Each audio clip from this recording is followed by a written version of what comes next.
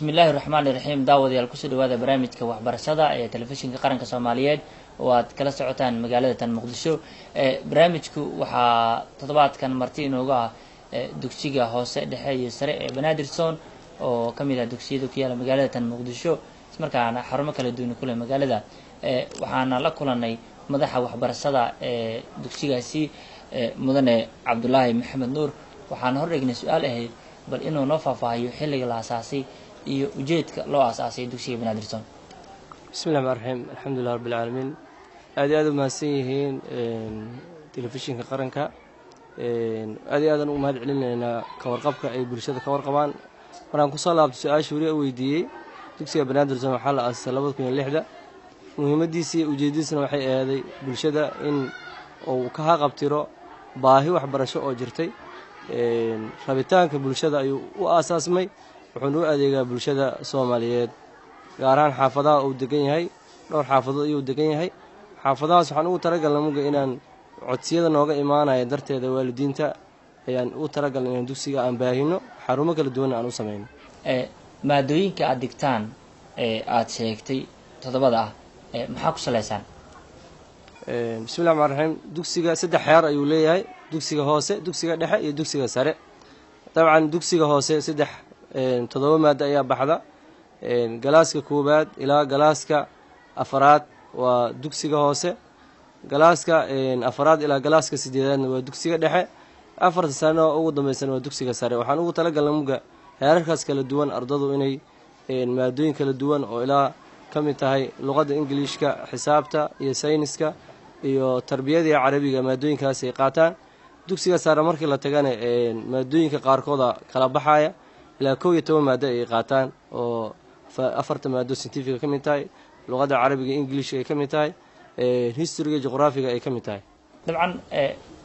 waxaad ka hadashay maadooyin kala duwan iyo waxa dhigaysaan iyo hadafka loo aasaasay manhajka aad yigsanaysaan kan dugsi ahaan maxay tahay bismillaahir rahmaanir rahiim dugsiga Banaadirson wuxuu hoos tagaa dalada sayf dabcan manhajka wasaaradda waxbarashada ayaan dhignaa wuxuuna ka bilowdaa inta badan galaaska sagaalaad manhajka iskuulaadka iyo daladu ay ku midaysan yihiin waa secondary-ga waxa kale toodna hadba baahida maadaama ay yihiin dugsiyadu intooda badan dalada ay hoos tagaan aynay leeyihiin dana gaar iyo ummadda sumcad iyo ku soo kordhiyaan hadba manhajka ay u arkaan inuu tayadiisu ay fiican tahay ay qaadaan laakiin secondary-ga manhajka wasaaradda waxbarashada dhammaan iskuulaadku dhigaan haddaan taagno dhinaca kulliyadaha kala duwan maadooyinka aad bixisaan ma ku jirtaa juqraafiga iyo taariikhda si ardaydu ay u helaan fursado ah inay si wax badan ka bartaan dalkooda hooyo bismillaahir rahmaanir rahiim waxaan horta aad iyo aad ardada aan laba dhinacba ka fiirinaa waxaan xoog saarnaa in arday akhlaaq wanaagsan adab iyo anshax leh inay noqdaan haddana ku sareeyo maadooyinka cilmiga gaar ahaan waxaan aad iyo aad ardada ku wacyigelinaa inay bartaan dhaqanka Soomaaliyeed diintooda islaamka oo qiimaha sharafta leh waxbarashada iyo wax soo saarka waddankan ay aad u kalsoonaadon ay noqdaan mustaqbalkii dadkii dunida hogaami lahay oo khayraadkooda iyo jecelaysay lahay waddanka ummadda dad badan oo kamid ah bulshada way sii socdaan oo meelo kale ay aadayaan inay dadka hadda soo baxaya ay ummadda ku xiraan dalkooda inuu hodan yahay oo qani yahay wax kastana laga heli karo dabcan iskuulka gobolka Shabeellada hoose ayuu farac ku leeyahay laakiin shabeellada dhexe iyo gobolada kale toodo gobolka Banaadir ku heeraysan iskuulka wareejinaya insha Allah inuu xarumo kale ka sameeyo laakiin gobolka Banaadir xafiis kala duwan iskuulka wuxuu ku leeyahay xaruman meeshii aan hadda xarun u baahnayna waxa ardada ka soo qaada basas aan ugu talagalnay inay xarumaha kale u adeegaan iyo xaruntan dabcan adeeg iskuulka bixiya qayb kamid ah waaye laakiin markaas wax kastoo dugsigu bixiyo waa taakuleen ay ka helaan waalidiinta ay wax ku socdaan waxbarashada qayb kamid ah waaye maadaama uu yahay agabkii loogu adeegayo waxbarashada dugsiga 12 dufcadood ayaa ka qalin jibisay dufcadii 12aadna sanadkan ay qalin jibinayaan insha Allah dugsiga wuxuu caan ku yahay oo jaamacadaha iyo meelo badan ardaydu tagaan aad loo amaana oo arday aqoontooda sareyso kaalmo fiican ka gala waxaan rajaynaynaa in sanad ka dambeeya aan u keeno macallimiin khibrad wanaagsan leh aqoon fiican leh iyo manhaj qalab waxbarasho tayeysan insha Allah si ay u noqdaan arday meel kasta ka muuqda dal iyo dunida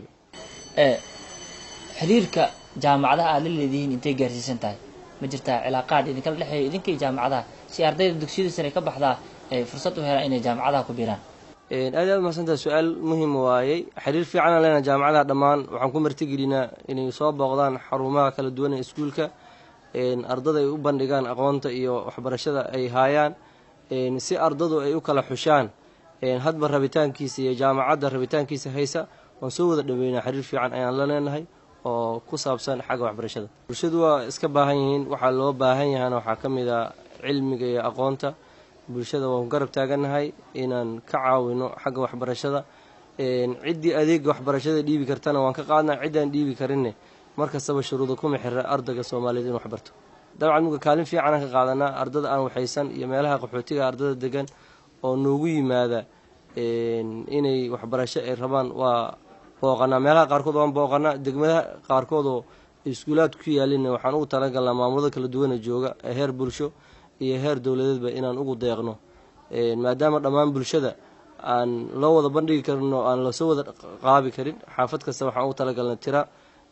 aan u marsiinan bulshada degan iyo dadka dhaqankaho jooga iyo dadka aqoon-yahanka inaan ugu deeqno iskuulka ugu deeqo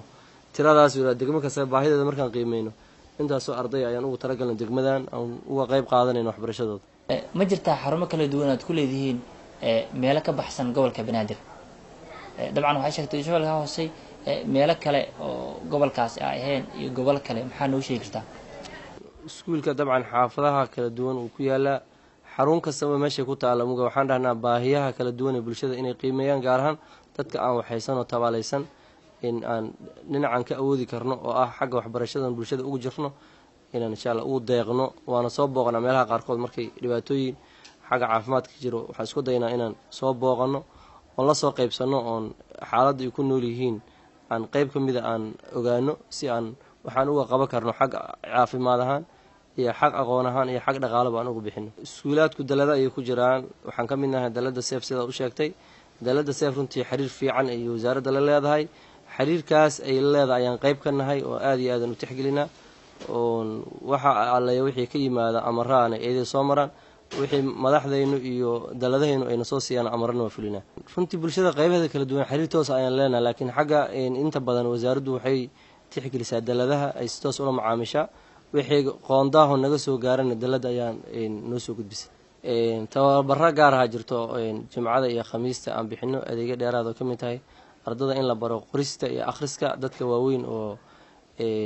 aan ka baxay xilligii waxbarashada haddana jaanis badan aan u awoodin inay fadhiisaan saacado badan waxaan xoogga saarnaa muga qofka soomaaliga ah oo aan baahidiisa waxbarasho aan ogaanay inaan waxyaabaha ugu horey ka mid tahay inuu waxna akhriyo waxna qoro aan ka caawin runtii horta waxaan ugu talagalna marka ugu horeysaa aqoonta xaggeedan badinaa hadda farsamooyinka inta badan mas bixino waxaan horta barnaa ardaygu inuu waxna akhriyo waxna qoro markuu waxna akhriyo waxna qoro ayuu dooran karaa meesha ay baahidiisu u badan tahay uu rabo inuu xirfad ahaan u yeesho waxaan u bilownaa aasaaska koowaad ee qofku inuu nolosha qeybaha waxbarashada kusoo biiro sidaa darteeda akhriska iyo qoraalkaan barnaa inta badan ardadoo kaleeto waxaan barnaa xirfadooyin kala duwan ay ka mid tahay kombyuutarka oo ardaygu si waxna ugu cilmiga ugu raadsado waxaa kaloo jirta tababaro aan bixino xagga isboortiga oo ardadu kaalimo fiican ay ka galaan oy dad badan oo iskuulka qalin jibiyey ay yihiin garsoorayaal caalamiya waxyaabahaas muga waa xirfado ku salaysa inta badan aqoon laakiin xirfadaha gacanta laga shaqaysto oo farsamooyinka inta badan iskuulka wuu ku tala jiraa inuu dhinaca insha allah qeybaha farsamada uu kusoo kordhiyo iskuulka maadaama baahiyo badan ay ka jirto waxaa ii sheegtay inay jiraan waxyaabo kala duwan ardayda ku dhiirigelisaan haddii ahleed ciyaaraha noocyadiis kala duwan dhinaca kubadda gacanta kubadda koleyga iyo sidoo kaleba kubadda cagta tartamadaas aad qabateen maxaad uga lehdeen aad aad umahadsan tahay dhan kastaba waa ardadu xagga isboortiga noocyadiisa kala duwan handboolka oo kaleetood tababara ayna siiyeenaa jirto qolada xiriirka ardo fiicana tababarkaas qaadatay ciyaaro badanaan soo bandhignay garoomaha waaweyn ka mid tahay stadio muqdisho stadio conis handboolkana sidoo kaleetood tartan yaraan sameynaa oon ku guuleysanay ardo badanoo waxaa jirta muga xiriirka ka mida ayaguna handboolka kaleetood kubadda cagta sidoo kaleetood kubadda miiskoo kaleeto ardada waan barnaa tartamo ayayna ku galaan. runtii dhammaan bulshada soomaaliyeed waxaan u dirayaa fariin waxbarasho inay ku kalsoonaadaan aqoontooda. dad badanoo ka mid a waxaa laga yaabaa inay waddanka kasii socon leeyihiin jaamacadda waxaan rabaa waddan hebel inaan ka dhigto, meel hebel inaan aado. waxaan leenahay macallimiintaada soomaaliyeed ayaa aqoontii haaya, wax ka baro. dhammaan bulshada waxaan leenahay inaan u jeesano xagga waxbarashada insha allahu. kaabayaasha waxbarashada aqoonta waxaa lagu soo saari karaa dhammaan ummadda waxay ku tiirsantaha way ka mid tahay xoolaha iyo beeraha iyo badaha oo kaleetood inay insha allah wax ka soo saartaan. waddankoodna waa qani, wax lagu soo saarana waa cilmiga ha loo wada dareerala insha allah. waan ku haweyna insha allah jaamacado badan oo hadda xiriir gaara la sameyno way jiraan oo inaan aan sameyno waxbarashada sare. waxaan kaloon u baahannahay inaan sameyno insha allahu inaan qeybaha hoose oon kasoo tagnay way ka mid tahay ardada waxbarashada hoose sidii ardada barbaarinta inaan sameyno insha allahu. galaaska koowaad aan galaasman ka hoos barino ardada lagu soo dhisaayo. galaaska da-da saddexaad aan waxbarasho u sameyno ilaa da-da toddobaad, da-da u dhexaysa u baahan wax la baro oo akhlaaq fiican iyo dhaqan fiican lagu soo barbaariyo oo bulsho fiican iyo biyo fiican waxbarasho kusoo koraan. maadaama ilmaha yararka in badan ay ku tabaalaysan yihiin guryihii oo waalidkuna uuna waxbarasho badan oo jaanis ugu heli karin, ayaguna ay u baahan yihiin meelay ku ciyaaraan ay wax ku bartaan oo ay ku nastaan. waxaan ugu talagalin dhinacaas insha allah inaan hoos u laabano oon ardada da-da saddexaadka sanada saddexaad ilaa sanada toddobaad da-da u dhexaysana aan ugu talagalno barnaamijyo waxbarasho. jaamacadana insha allah waan rajeyneynaa. waxaan noo qorshaysan 2020 insha allahu inaan jaamacad banaadir zone si gaara u leeyahay aan furi doono insha allah. ardada waxaan ku xulanay aqoontooda, imtixaan ayaa la qaaday. imtixaankii la qaaday ardada kaalimada koowaad iyo labaad iyo saddexaad gashta galaas kasta ayaan dhiirigelinaynay. dabcan dhiirigelintu ma ahayn waa ardayga xushmadiisa iyo maamuuskiisa inuu ka dhex muuqdo ardadiisa iyo macallimiintiisa. hadda hanti fara badan oo aan ugu talagal lama jirto, maxaa yeelay hantida ugu qaalisan waa ardayga in la dhiirigeliyo sumcad ahaan, sumcadiisa iyo magaciisa inaan dadka dhexdooda ku sheegno oo waad mahadsan tahay. waxbarashada dadaalka sii wad aan ugu talagalna insha allahu. waana sii dhiirigeli doonaa. imtixaankii finalka imaan doona. waxaan qabanaa tartamo kedisa oo ardada dhexdooda ay ku tartamayaan isaga insha allah usbuucan uu bilaabo doona. sidoo kaleetood kaalinta koowaad iyo kaalinta labaad saasoo kale waan si guudaan galaaskii kusoo baxa tartankaas ayaan ku dhiirigelinaa si sanadka dambe oo usii dadaalo. kuwa si gaara ayagu shaqsi ahaan imtixaanka dhibco fiican ka keenay waan dhiirigelinaa si ardada ka dambeysa ay u higsadaan meesha hore ay waxbarashada ugu dadaalaan. waxaa waxbarashadaas ku lifaaqan dhaqanka wanaagsan iyo aqoonta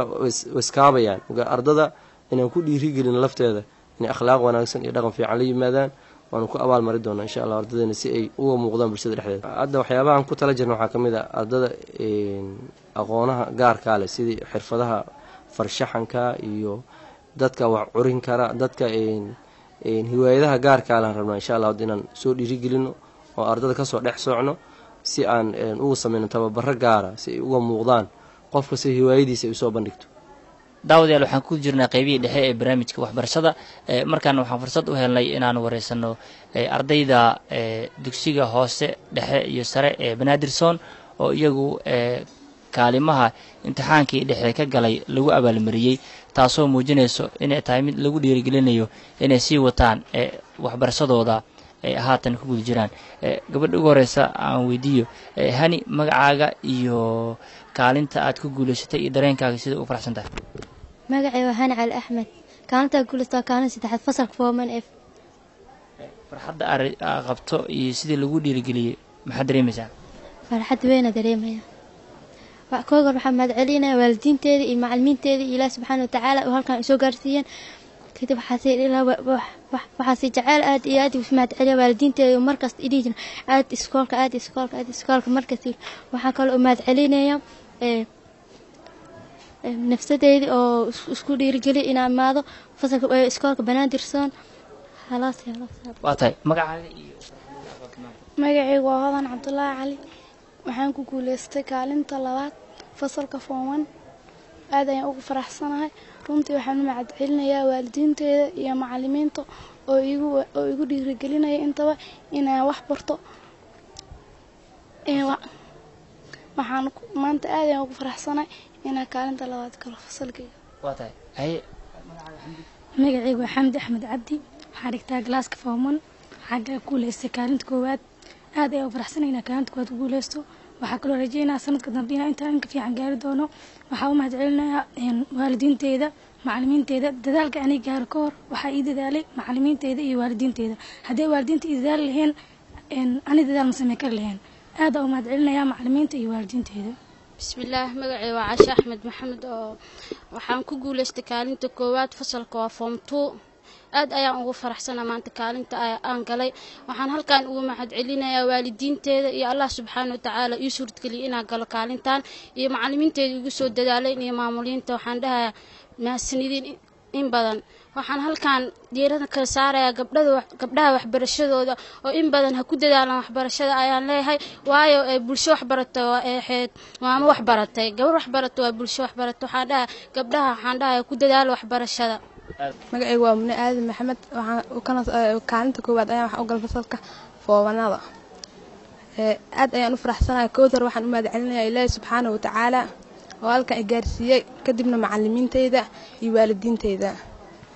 magacaygu waa Shams Axmed Macaan galaaska aan waxa form 3 kaalinta aan galana kaalinta saddexaad aad aan ugu faraxsanahay marka horena waxaan ugu mahadcelinayaa Ilaahay oo siiyay nimcadan aadka u weyn kadibna waxaan u mahadcelinayaa waalidkayga oo ila soo garab galay dadaalkan dheer waxaan rajeynayaa in waxa kale oo u mahadcelinayaa maamulkayga iyo macallimiinteyda oo aad iyo aad ii soo garab galay intaan soo gaarsiiyay anoo waxaan ka siinay intaan iga soo kor qaado maanta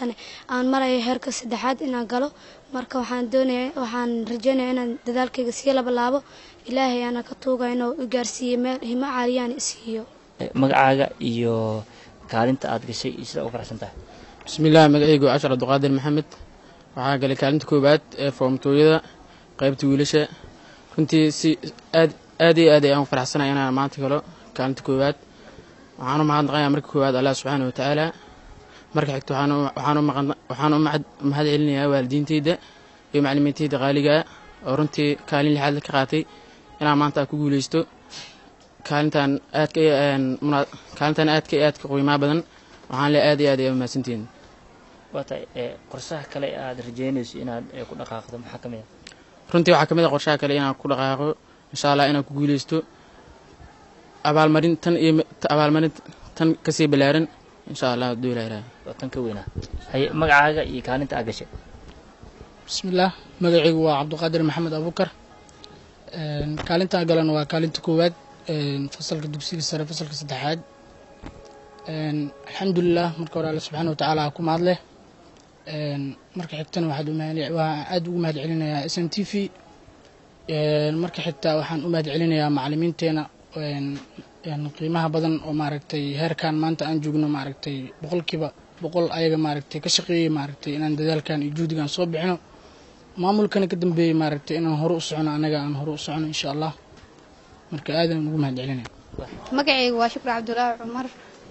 marka ugu horeysa Allah subxaanahu wa ta'ala ayaa mahad leh oo ii suurtageliyay inaan wax barto halkaan imaado marka labaadna waalidkayga oo igu boori inaan wax barto mahad leh marka saddexaadna macallimiinteeda oo Allaah soo gaarsiiyay macallinkii maanta hal xabo ku dhiga waa macallinka oo kale maanta oo heerkan aan soo gaaro oo ah inaan ka baxayo sanadkan iskuulka oo isoo gaarsiiyay ayaga mahad leh marka xigto kaliya aan ma jecel kaalinta aan maanta galay inaan ku sii ekaado waxaa jecelahay inaan noqdo gabar qaranka Soomaaliyeed wax u qabato oo sababtoo oo hadhow qaranka Soomaaliya magac iyo sharaf u soo jiido hamigayga kaliya inta kuma koobno laakiin dadaalkayga waa sii wadaa insha Allah kaalinta koowaad aan maanta galana waa ku faraxsanahay si weyn waxaana ka dambeeyay dadaalkaas igu bixiyay waa macallimiinteeda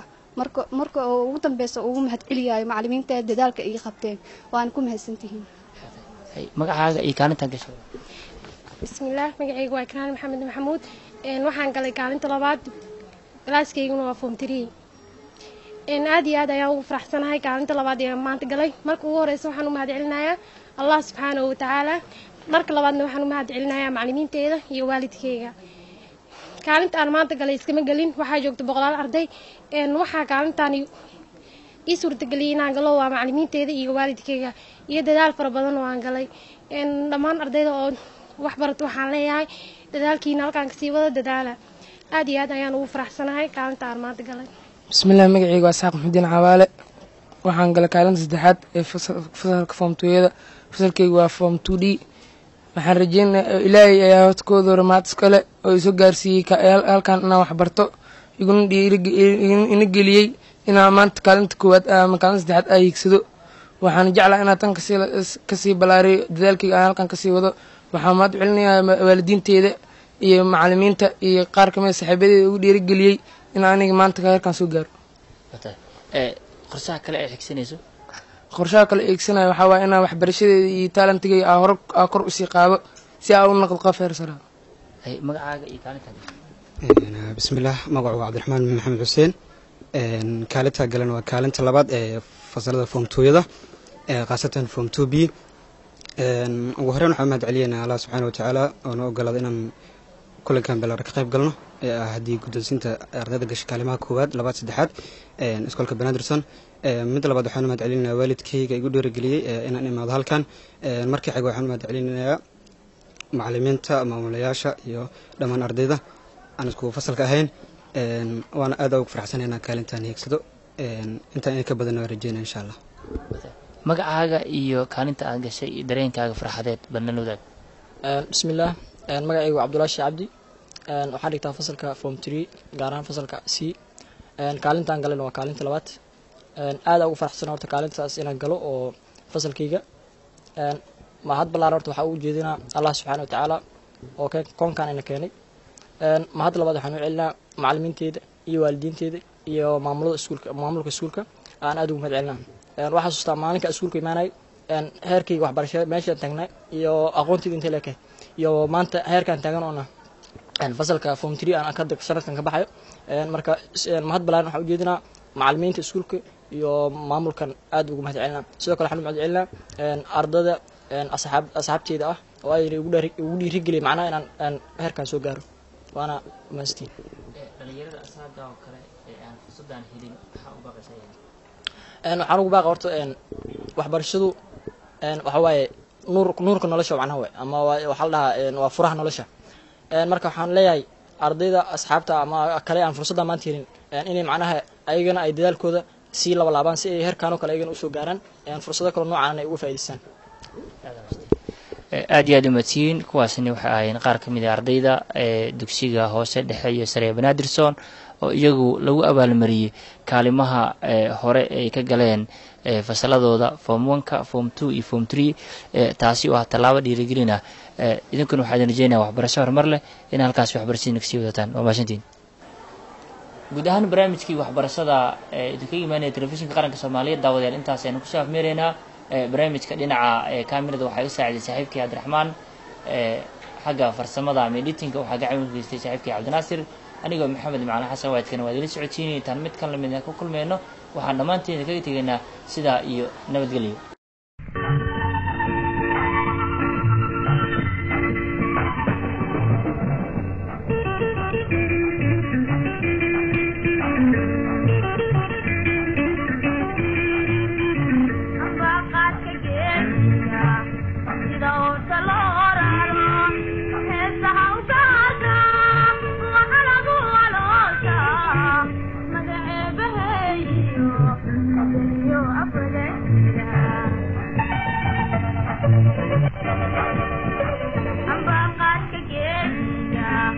You know